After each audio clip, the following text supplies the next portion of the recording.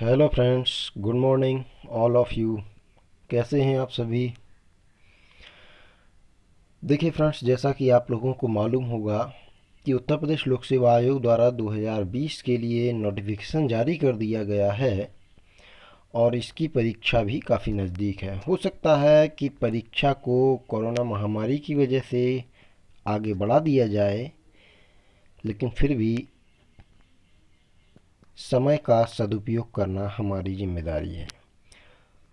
तो देखिए फ्रेंड्स, आज का हमारा टॉपिक है टॉप 20 इंडियन ज्योग्राफी के प्रश्न। तो फ्रेंड्स देखिए, ये प्रश्न ज्योग्राफी के जो है, ये हमारे न केवल उन प्रतियोगी परीक्षाओं के लिए ही उपयोगी हैं या परीक्षार्थियों के लिए जिन्होंने उत्तर प्रदेश लोक सेवा आयोग 2020 के लिए आवेदन किया है या कर रहे हैं, बल्कि हमारे उन भाई बहनों के लिए भी हैं जिन्होंने 2016 के लिए यूपी पीसीएस द्वारा आयोजित की जाने वाली समीक्षा अधिकारी और सहायक समीक्षा अधिकारी के लिए आवेदन किया है। तो देखिए फ्रेंड्स, आज के हमारे कुछ महत्वपूर्ण टॉप 20 प्रश्न जो कि इंडियन ज्योग्राफी के हैं। चलिए तो हम शुरू करते हैं। आज का हमारा पहला प्रश्न है, निम्न में से किस भारतीय राज्य में से चेनाब नदी गुजरती है? तो दोस्तों इसका सही जवाब है जम्मू कश्मीर। दोस्तों हमारा अगला प्रश्न है, हिमालय की नदियों की प्रमुख विशेषता क्या है? तो दोस्तों इसका सही जवाब है उनमें पानी लगातार बहता है। दोस्तों अगला प्रश्न है, निम्नलिखित में से कौन सी नदी अरब सागर में गिरती है? तो दोस्तों हमारा सही जवाब है माही नदी। माही नदी अरब सागर में गिरती है। दोस्तों अगला प्रश्न है, प्रायद्वीपीय भारत की कौन सी नदी पूर्व की ओर बहती है? तो देखिए दोस्तों, प्रायद्वीपीय भारत की जो नदी पूर्व की ओर बहती है वो है महानदी। दोस्तों अगला प्रश्न है, जोग प्रपात किस नदी से संबंधित है? तो दोस्तों इसका सही जवाब है शरावती नदी। जोग प्रपात शरावती नदी पे है जो कर्नाटक में बना हुआ है। अगला प्रश्न है, तवा नदी किसकी सहायक नदी है? तो दोस्तों तवा नदी नर्मदा नदी की सहायक नदी है। दोस्तों अगला प्रश्न है, नदियों के द्वारा अपने किनारों पर प्राकृतिक रूप से बनाए गए बांधों को किस नाम से जाना जाता है? तो दोस्तों इसका सही जवाब है लेवीक और तटबंध। दोस्तों अगला प्रश्न है, निम्नलिखित में से नदियों में से किसके या किन के स्रोत बिंदु लगभग एक ही है? माने कि स्रोत बिंदु जहाँ से उनका प्रादुर्भाव। तो सिंधु और ब्रह्मपुत्र नदियाँ केवल एक ही जगह से निकलती हैं, वो भी तिब्बत के निकट मानसरोवर। दोस्तों अगला प्रश्न है, निम्नलिखित में से प्लाया झील का उदाहरण है? तो दोस्तों इसका सही जवाब है डीडवाना। डीडवाना झील जो है एक प्लाया झील का उदाहरण है। दोस्तों अगला प्रश्न है, दामोदर कोयला क्षेत्र में किस प्रकार की जल प्रवाह प्रणाली पाई जाती है? तो दोस्तों हम इसका सही जवाब है जालीनुमा। जालीनुमा जल प्रवाह प्रणाली पाई जाती है दामोदर कोयला क्षेत्र, पश्चिम बंगाल वाला एरिया।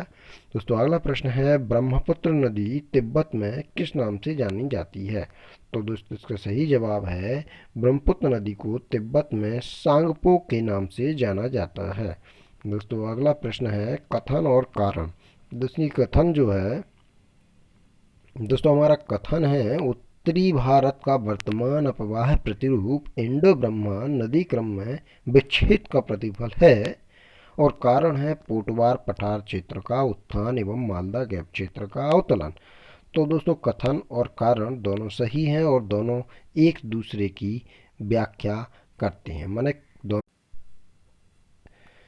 दिए गए चित्र में कृष्णा नदी प्रवाह में एक्स द्वारा प्रदर्शित नदी कौन सी है? तो जो चित्र जो यहाँ दिया गया है इंडियन मैप, इसमें जो एक्स जो वैल्यू दिखाई दे रही है यहाँ, इसे भीमा नदी के द्वारा प्रदर्शित किया जाएगा। दोस्तों अगला प्रश्न है, निम्नलिखित में से कौन सा कथन असत्य है? दोस्तों इसमें 4 कथन दिए गए हैं, जिनमें से 3 कथन सही हैं और 1 कथन असत्य है। तो 3 सही कथन भी जानना हमारे लिए ज़रूरी है। तो देखिए, नंबर ए, गोदावरी प्रायद्वीपीय भारत की सबसे बड़ी नदी है, बात सही है। दूसरा ऑप्शन बॉम्बे, सोन नदी अध्यारोपित प्रवाह प्रणाली का उदाहरण प्रस्तुत करती है, ये भी सही है। शरावती नदी नदी अपहरण का अच्छा उदाहरण प्रस्तुत करती है, ये भी सही है। लेकिन डी ऑप्शन इसका जो है, इनके हिसाब से असत्य है। और है, रीजन क्या है कि कावेरी नदी को दक्षिण गंगा नहीं, दक्षिण भारत की गंगा के नाम से जाना जाता है। दोस्तों अगला प्रश्न है, सुमेलित कीजिए। दोस्तों गंगा नदी चापाकार डेल्टा बनाती है, दोस्तों गोदावरी पंखाकार, कावेरी अंगुल्याकार, लेकिन महानदी जो है सही नहीं है, क्योंकि ज्वालामुख डेल्टा केवल नर्मदा और ताप्ती बनाती है। ठीक। दोस्तों अगला प्रश्न है, निम्नलिखित में किन समूह की नदियां बिहार और उत्तर प्रदेश के बीच सीमा का निर्धारण करती हैं? तो दोस्तों इसका सही जवाब है कर्मनाशा, गंडक और घाघरा, जो सीमा निर्धारण का कार्य करती हैं। दोस्तों अगला प्रश्न है, हाल ही में सहबद्धता परियोजना के अंतर्गत 2 नदियों को सहबद्ध करने के लिए उत्तर प्रदेश तथा मध्य प्रदेश की सरकारों ने एक समझौते ज्ञापन पर हस्ताक्षर किए हैं। तो ये नदियां कौन सी हैं? तो दोस्तों इसका सही जवाब है केन और बेतवा। केन बेतवा 2 नदियां हैं जिन्होंने समझौते। तो दोस्तों आज के लिए बस इतना ही से, मिलते हैं अगले वीडियो में।